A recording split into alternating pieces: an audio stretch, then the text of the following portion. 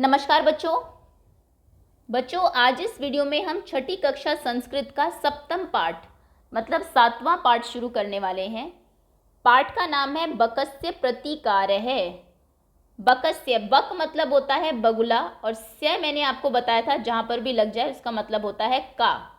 सो बगुले का प्रतिकार है, प्रतिकार मतलब होता है बदला। पाठ का नाम है बगुले का बदला। अब देखते हैं बगुले ने क्या और किससे बदला लिया, ये तो पाठ को पढ़ेंगे तभी पता लगेगा। तो इस वीडियो में हम रीड करेंगे पाठ को, जो शब्द आपके बीच में है उनका अर्थ आपको बताया जाएगा। हिंदी में मैं पूरा पाठ एक्सप्लेन करूंगी। उसके बाद पाठ के आखिर में जो प्रश्न दिए हुए हैं उनके उत्तर भी हम इसी वीडियो में डिस्कस करेंगे। मतलब कि ये चैप्टर एनसीईआरटी से इस वीडियो में पूरा कवर हो जाएगा। शुरू करते हैं। अगर कोई भी बच्चा नया हो चैनल पर तो आप चैनल को सब्सक्राइब कर लीजिए, बेल आइकन को प्रेस कर लीजिए। एकस्मिन् वने शृंगालः बकः च निवसतः स्म। एकस्मिन् मतलब एक, वने मतलब वन में, शृंगालः, शृंगाल कहा जाता है गीदड़ को। तो एक वन में गीदड़, बकः मतलब बगुला, च मतलब और होता है। और जैसा मैंने आपको बताया था संस्कृत में और बाद में लिखा जाता है, हालांकि हिंदी में हम पहले बोलते हैं, हिंदी इंग्लिश दोनों में ही। मतलब एक वन में गीदड़ और बगुला निवसते, निवास करना मतलब रहते थे, स्मय। तो एक वन में एक गीदड़ और एक बक यानी कि एक बगुला रहते थे। तयो मित्रता आसीत, तयो मतलब उन दोनों में, मित्रता थी। एकदा एक बार, प्रातः मतलब सुबह के समय, शृंगालः बकम आवदत, शृंगाल ने, गीदड़ ने बक से कहा। आवदत, वद मतलब बोलना होता है। और जब हम पास्ट टेंस की बात करते हैं, भूतकाल की बात करते हैं संस्कृत में, तो आपकी विभक्ति के आगे अ लग जाता है। जैसे गच्छ मतलब जाना, गच्छति गच्छते गच्छन्ति आपने पढ़ा होगा। अगर कहीं आप अगच्छत पढ़े तो मतलब कि वो भूतकाल की बात हो रही है। ओके, तो आवदत मतलब कहा। एक सुबह शृंगाल ने, गीदड़ ने बक से कहा, बगुले से कहा, मित्र, श्व, श्व मतलब होता है कल, त्वम मतलब तुम, मया सह, सह मतलब साथ, मया सह मतलब मेरे साथ, भोजनम कुरु, कल तुम मेरे साथ भोजन करना। शृंगालस्य, शृंगाल का, स्य मतलब ये आप लर्न कर लीजिए, स्य मतलब संस्कृत में का होता है जिस भी शब्द के पीछे लग जाए। तो गीदड़ का निमंत्रण से बकह प्रसन्न अभवत, बकह बगुला जो है वो प्रसन्न हो जाता है। समझ गए फर्स्ट पैराग्राफ। एकस्मिन् वने शृंगालः बकः च निवसतः स्म। एक वन में शृंगाल और बक रहते थे, बगुला और गीदड़ रहते थे। तयो मित्रता आसीत, उनमें मित्रता थी। एकदा एक बार, प्रातः सुबह के समय, शृंगाल बकम आवदत, शृंगाल ने बक से कहा, मित्र श्व त्वम मया सह भोजनम कुरु, मित्र कल तुम मेरे साथ भोजन करना। शृंगालस्य निमंत्रेण बकः प्रसन्न अभवत, शृंगाल के निमंत्रण से बका जो है वो प्रसन्न हो जाता है। अग्रिम दिने, अग्रिम मतलब अगला, अगले दिन। सह, सह मतलब वह होता है, पुल्लिंग में इस्तेमाल होता है, स्त्रीलिंग में सा इस्तेमाल होता है वह के लिए। सह मतलब बगुला, भोजनाय भोजन के लिए, शृंगालस्य शृंगाल के, निवासम निवास पर मतलब घर में, आगच्छत, गच्छ मतलब जाना होता है, अगच्छ मतलब चला गया। तो अगले दिन शृंगाल जो है वो भोजन के लिए, शृंगाल के यहाँ, माफ करिएगा, बगुला जो है वो गीदड़ के यहाँ चला जाता है। कुटिल स्वभाव है, कुटिल स्वभाव का जो शृंगाल था, कुटिल मतलब बेईमान एक तरीके से, जिसका स्वभाव अच्छा ना हो, स्वभाव मतलब व्यवहार। तो कुटिल स्वभाव का जो शृंगाल था, गीदड़ था। स्थाल्यम, ये थाली से बना है, स्थाल्यम ये पहले भी शब्द आ चुका है, मतलब थाली में बकाए, बक के लिए, बगुले के लिए। शीरोदनम, शीरोदनम मतलब होता है खीर, शीर से शब्द बना है शीर, खीर अयच्छत, यच मतलब देना। तो कुटिल स्वभाव के शृंगाल ने, गीदड़ ने थाली में बगुले को खीर दी। बकम आवदत च, और बगुले ने कहा, वद मतलब बोलना, आवदत मतलब बोला, मित्र, अस्मिन पात्रे, इस पात्र में मतलब इस बर्तन में, आवाम, आवाम, अहम, आवाम, वयम। अहम मतलब मैं, आवाम मतलब हम दोनों, वयम मतलब हम सब। हम के लिए शब्द यूज हुआ है लेकिन द्विवचन में आवाम कहते हैं। तो अस्मिन पात्रे, इस पात्र में, हम दोनों, अधुना, अधुना मतलब अब, इस पात्र में अब हम दोनों, सह एव, ये सह और एव को मिलके शब्द बना है। सह एव मतलब साथ ही, सह मतलब साथ, एव मतलब ही, साथ ही खादावह, आमी आवह, आमे द्विवचन है इसलिए आवह लगा है। हम साथ ही खाते हैं, तो इस बर्तन में अब हम दोनों साथ ही खाते हैं। भोजन काले, भोजन के समय, बकस्य, बक की मतलब बगुले की, चंचू चोंच, जो बगुले की चोंच थी, स्थालित मतलब थाली से, भोजन ग्रहणे, भोजन को ग्रहण करने में मतलब खाने में, समर्था न अभवत, समर्थ नहीं थी, मतलब कि वो उससे भोजन नहीं खा सकता था, इतनी लंबी चोंच होती है, उसमें पूरा फैला हुआ है ना। अतः बकह केवलम, इसलिए बक ने केवल, क्षीरोदनम अपश्यत, पश्य मतलब होता है देखना, और क्योंकि पास्ट टेंस में इसलिए आ आगे लग गया है, इसलिए बगुले ने केवल खीर को, अपश्यम मतलब देखा, उसने सिर्फ खीर को देखा। श्रृंगाल तू, और श्रृंगाल तो, सर्वम मतलब सारी, क्षीरोदनम खीर, अभक्ष्यत, भक्ष मतलब होता है खाना, आ लगा है क्योंकि पास्ट है इसीलिए, और श्रृंगाल तो सारी ही खीर खा गया। समझ गए सेकंड पैराग्राफ में क्या हुआ। अगले दिन भोजन के लिए वो उसके निवास स्थान पर जाता है, लेकिन कुटिल स्वभाव का जो गीदड़ है वो उसको एक थाली में शिरोदनम देता है और कहता है, बगुला कहता है कि चलो अब हम दोनों इसमें एक साथ ही खाएंगे। भोजन के समय उसकी चोंच से वो भोजन ग्रहण नहीं कर पाता और केवल देखता रहता है, जैसे आपको पिक्चर में दिखाई दे रहा है, और वो तो सारी सारी खीर को खा जाता है। श्रृंगालेन, श्रृंगाल के द्वारा, वंचित है, वंचित है मतलब वंचित रहना, ठगा जाना एक तरीके से। श्रृंगाल के द्वारा, गीदड़ के द्वारा ठगा जाने पर, बगुला बकह अचिंत्यत, चिंत मतलब चिंता करना, अचिंत्यत मतलब वो उसने चिंता की, उसने सोचा। यथा जैसे, अनेन, अनेन मतलब इसके द्वारा, जैसे इसके द्वारा, मया सह मेरे साथ, व्यवहार है कृत, जैसा इसने मेरे साथ व्यवहार किया है, कृत मतलब करना, क्री से बना है ये, तथा मतलब वैसा ही, अहम अपि, अहम मतलब मैं, अपि मतलब भी, मैं भी, तेन सह मैं भी उसके साथ, व्यवहारिष्यामि, शामी स्य जहाँ पर लग गया, वैसे व्यवहार शब्द है, स्य जहाँ पर लग गया वो फ्यूचर टेंस होता है, भविष्य काल होता है आपकी संस्कृत में। अगर आ आगे लग गया मतलब भूतकाल है, और श लग गया पीछे, जैसे गमिष्यामि, शामी मतलब जाऊंगा फ्यूचर में, तो वो कहता है कि मैं भी इसके साथ वैसा ही व्यवहार करूंगा। एवं चिंतित्वा, यह चिंता करके मतलब यह सोचकर, सह वह, श्रृंगालम अवदत, श्रृंगाल से बोला, मित्र, त्वम अपि श्व, तुम भी, श्व मतलब कल, सायं शाम को, मया से भोजन करिष्यति, क्र धातु है, स्यति मतलब करोगे, फ्यूचर में बोल रहा है, तो तुम भी कल मेरे साथ भोजन करना। बकस्य निमंत्रण, बक के, बगुले के निमंत्रण से श्रृंगालय प्रसन्न है, अभवत, श्रृंगाल जो है पूरा प्रसन्न हो गया।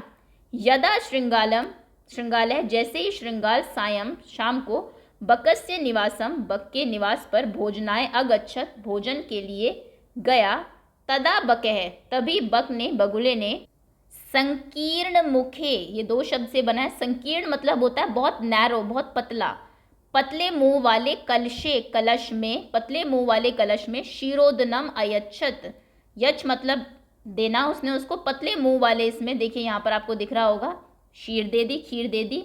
श्रृंगालम आवदत, श्रृंगाल ने कहा, मित्र, श्रृंगाल छ आवदत, और श्रृंगाल ने कहा, मित्र, आवाम अस्मिन पात्रे सह सह एव भोजनम कुर्वह, हम इस पात्र में दोनों साथ ही भोजन करेंगे। बकह जो बगुला था, कलशात चंचवा, अपनी चोंच उसमें, शिरोदनम अखादत, उसमें अपनी चोंच डालकर वो तो फटाफट शीर जो है वो खा गया।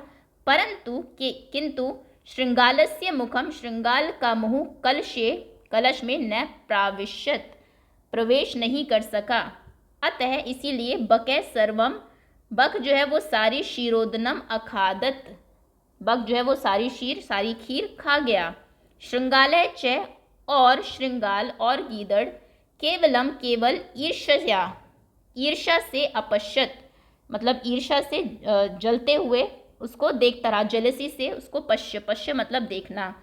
श्रृंगाले बकम प्रति श्रृंगाल गीदड़ ने बक के प्रति यादृश्यम जैसा व्यवहारम अकरोत जैसा व्यवहार किया, बका अपि बक ने भी मतलब बगुले ने भी श्रृंगालम प्रति श्रृंगाल के प्रति तादृश्यम वैसा ही व्यवहारम कुरुत्वा प्रतिकारम आकरोत उस वैसा ही व्यवहार करके अपना बदला ले लिया।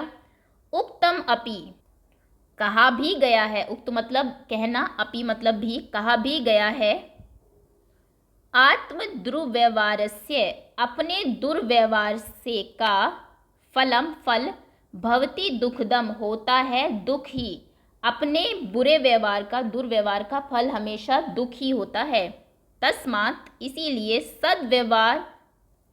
सद्व्यवृत्तम मानवेन सुखैषिना तो वो मानव वो मनुष्य जो सुखैषिना सुख चाहते हैं विश करते हैं उन्हें कैसा व्यवहार करना चाहिए। तस्मात् वे सद्व्यवहार उन्हें सद्व्यवहार वह अपने आप भी सद्व्यवहार ही करना चाहिए। ओके, आत्म दुर्व्यवहार से फलम अपने दुर्व्यवहार का फल भवती दुखदम होता है दुख, इसलिए तस्मात् इसलिए क्या करना चाहिए, सद्व्यवहार करना चाहिए मानवेन सुखैषिना उन मानव को जो कि सुख चाहते हैं। अगर आप सुख चाहते हैं तो अच्छा व्यवहार करिए। ये थी आपकी कहानी, उम्मीद है समझ में भी आपको आई होगी और अच्छी भी लगी होगी, कोई सीख भी मिली होगी। अब हम बात करते हैं अभ्यास की। उच्चारण के लिए है पहले कुछ शब्द आपके उनको बोलेंगे। यत्र तत्र कुत्र अत्र अन्यत्र। यत्र मतलब यहाँ, तत्र मतलब वहाँ, कुत्र मतलब कहाँ, अत्र मतलब यहाँ, अन्यत्र मतलब कहीं और। यदा तदा कदा एकदा चह। यदा मतलब जब, तदा मतलब तब, कदा मतलब कब, एकदा मतलब एक बार, च मतलब और। अपि अद्य श्वः ह्यः प्रातः। अपि मतलब भी, अद्य मतलब अभी, श्व मतलब कल, ह्यः मतलब कल लेकिन बीता हुआ कल, श्व मतलब आने वाला कल और ह्यः मतलब होता है बीता हुआ कल। प्रातः मतलब सुबह। अहर्निशम मतलब हर पल, हर पल हर समय। अधुना मतलब आजकल, एव मतलब भी, कुतः मतलब कहाँ, सायं मतलब शाम। तो ये है आपके शब्द, मीनिंग भी आपको बता दिए, आप प्रैक्टिस भी कर लेंगे इनको बोल के। अब मंजूषा देखते हैं। ये आपको मंजूषा मतलब ये टेबल दी हुई है, इससे आपको नीचे शब्द भरने हैं। टेबल में है अद्य अपि प्रातः कदा सर्वदा अधुना। शब्दों के सभी के अर्थ आपको पता होंगे। अद्य मतलब आज, अपि मतलब भी, प्रातः सुबह, कदा मतलब कब, सर्वदा मतलब हमेशा, अधुना मतलब आजकल आज का। डैश भ्रमणम स्वास्थ्याय भवती। कब का भ्रमण करना स्वास्थ्य प्रदक होता है, तो प्रातः सुबह अगर आप भ्रमण करेंगे तो स्वास्थ्य अच्छा रहेगा आपका। डैश सत्यम वद तो हमेशा सच बोलो, तो हमेशा के लिए क्या आएगा, सर्वदा हमेशा। त्वम डैश मातुल गृहम गमिष्यसि तुम मातुल के घर कब जाओगी, तो कदा। प्रश्न है दिनेश विद्यालयम गच्छति दिनेश विद्यालय जाता है। अहम खाली जगह तेन सह गच्छामि मैं भी उसके साथ जा रहा हूँ, तो अहम अपि मतलब भी। खाली जगह विज्ञानस्य युगस्ति विज्ञान का युग है, तो आज का जो युग है वो विज्ञान का युग है। अधुना विज्ञानस्य युगः अस्ति। ब्लैंक रविवासरः अस्ति आज रविवार है, तो यानी कि अद्य। ओके, इस तरीके से आप ब्लैंक फिल करेंगे, आसान है अगर आपको अर्थ पता है शब्दों के तो। आगे आते हैं अधोलिखित प्रश्नानाम उत्तरम लिखत। इन प्रश्नों के उत्तर लिखो। संस्कृत में उत्तर लिखने का फुल सेंटेंस में मैं आपको एक ट्रिक बता देती हूँ। श्रृंगालस्य मित्रम कह आसीत। श्रृंगाल का मित्र कौन था, कह को हटा दीजिए, हम जानते हैं कि उसका मित्र कौन था, बगुला था। तो आप लिखेंगे उत्तर श्रृंगालस्य मित्रम बकह आसीत। सब वैसा ही रहेगा, फुल स्टॉप, बस कह की जगह बकह लिख देंगे। ओके। स्थालित कह भोजनम न आखदत। स्थाली से मतलब थाली से, किसने भोजन नहीं खाया, सो आप लिखेंगे स्थालित, कह की जगह लिख देंगे बकह। भोजनम न आखदत अखादत, उससे बक ने भोजन नहीं खाया। बकै श्रृंगालाय भोजने किम अयच्छत। बक जो है किस उसमें श्रृंगाल के लिए, गीदड़ के लिए, भोजन में किम मतलब क्या, अयच्छत मतलब लाया।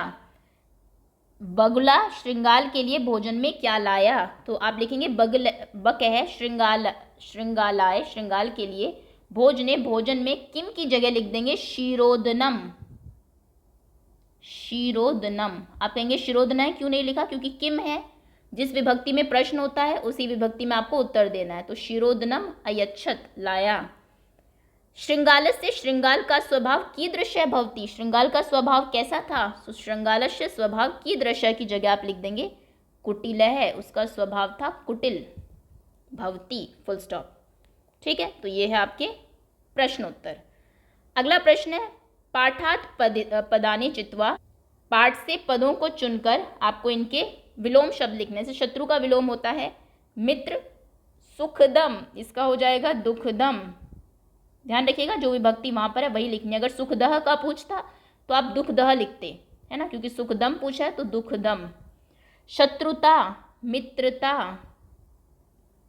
अप्रसन्न, अप्रसन्नः सुप्रसन्नः।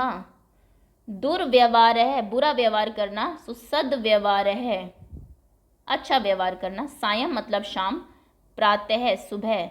असमर्थ, समर्थ है। ठीक, तो ये आपके विलोम शब्द हो गए, आसान ही है।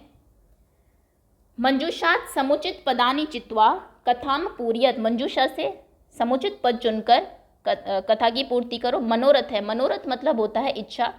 पिपासित है, पिपासित मतलब प्यासा। उपाय तो आप जानते हैं, उपाय करना, कोई तरकीब सोचना। स्वल्पम ये अल्प से बना है, अल्प मतलब कम, तो कम। पाषाणस्य, पाषाण मतलब होता है पत्थर, स्य मतलब के, सो पत्थर के। कार्याणि मतलब काम, ऊपरी मतलब ऊपर। संतुष्ट तो आप जानते हैं हिंदी का शब्द है संतुष्ट हो जाना। पातुम मतलब पाकर। इतस्ततः ये दो से बना है, इतः ततः, इतः ततः मतलब इधर उधर, इतस्ततः मतलब इधर उधर। कुत्रापि, कुत्र मतलब कहीं, अपि मतलब भी, कहीं भी।